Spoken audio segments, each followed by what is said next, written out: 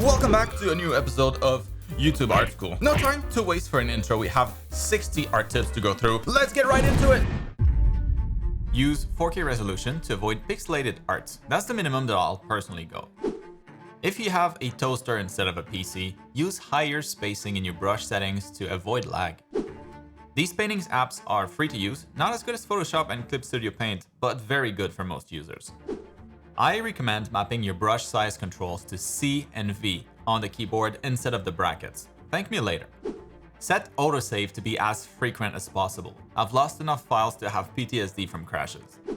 Flip your canvas horizontally frequently to catch asymmetry issues and composition problems early. Use the lasso tool to create clean, sharp edges rather than trying to paint them freehand.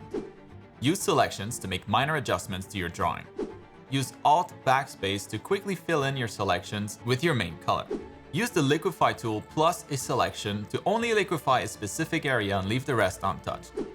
You can add to your selection with Shift and subtract from it by pressing Alt when you select.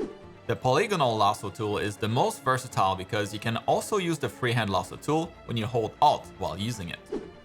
Disable anti-aliasing when using the paint bucket or the selection tool to avoid getting fuzzy transitions. Use clipping masks to keep colors within defined areas while maintaining flexibility. Use gradients as clipping masks to create smooth color transitions. Use Ctrl-L to bring up the levels and check your spread of values in your drawing to make sure that you use the full range for best results. You can create fantastic glow effects with the outer glow layer style. Shift channels by a couple of pixels for quick chromatic aberration effects. In Photoshop, use the selective color adjustment to fine-tune specific color ranges without affecting the others. Use the navigator to keep a thumbnail version of your drawing visible at all times and avoid wasting time on tiny details that nobody will notice. Color your layers for better layer management. Use the lens correction tool or Ctrl-Shift-R to get a quick vignette effect. Duplicate and blur your line art layer to get buttery smooth lines. It takes time, like 4+ weeks, to get used to drawing with a pen tablet. Don't give up because eventually it'll feel 100% natural.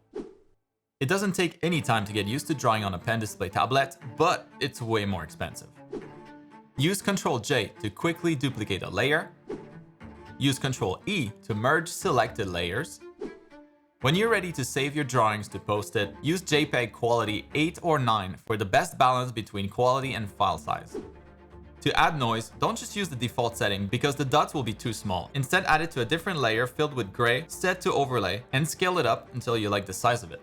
When you transform a selection, you can move the anchor point to rotate it differently. And before I move on to the second half of the tips, here's a quick reminder that the Christmas sale is almost over for my art program as well as all my other courses. Check the link to my QBrush store in the video description to grab it at the cheapest it will ever be. Now, I'll be extending the sale into next month as well, but it won't be for as big of a discount because the price is going up, so don't miss out on the deal. And with that, let's get back to the tips.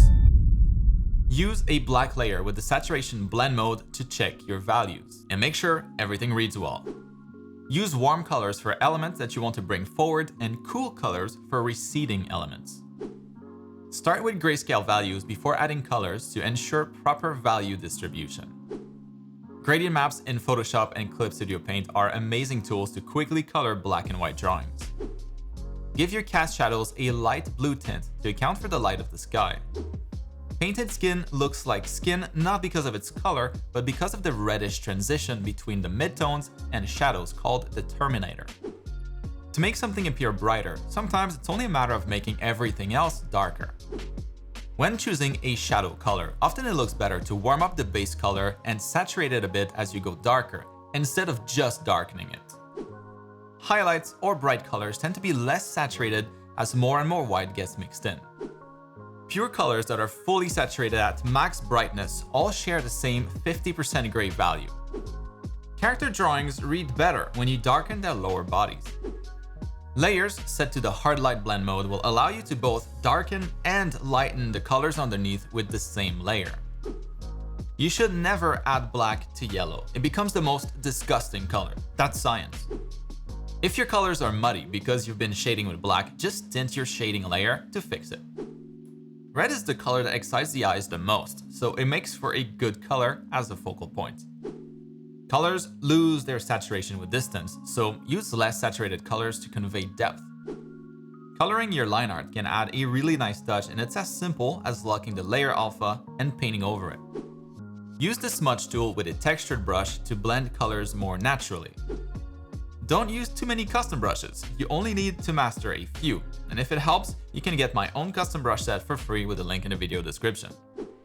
Use a perspective brush like this instead of drawing vanishing lines manually.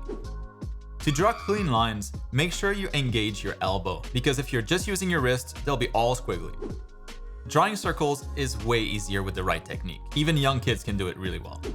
You can use stabilize when drawing if you have naturally shaky hands, but you shouldn't otherwise to develop your dexterity and not feel helpless when drawing traditionally. You can create what I call cheat brushes for body parts that you need to draw often, when time is money. The faster you draw your brush strokes, the more clean and confident they'll look. Adding floating particles in a scene can add a lot of movement and dynamism, especially when slightly blurred directionally. To create a custom brush in Photoshop, draw a black shape to start with, then go to Edit, then Define Brush Preset, and then all you have to do is press F5 to adjust its settings to your needs. For shading, the best custom brush I've ever created is hard on one side and soft on the other. Use the color dynamic setting when creating a new brush with very low hue jitter for instant texture variation. And for the last tip, if you're an artist, you should be subscribed to the channel because that's massively gonna level up your skills. That's a fact. And with that, I'll see you all next year.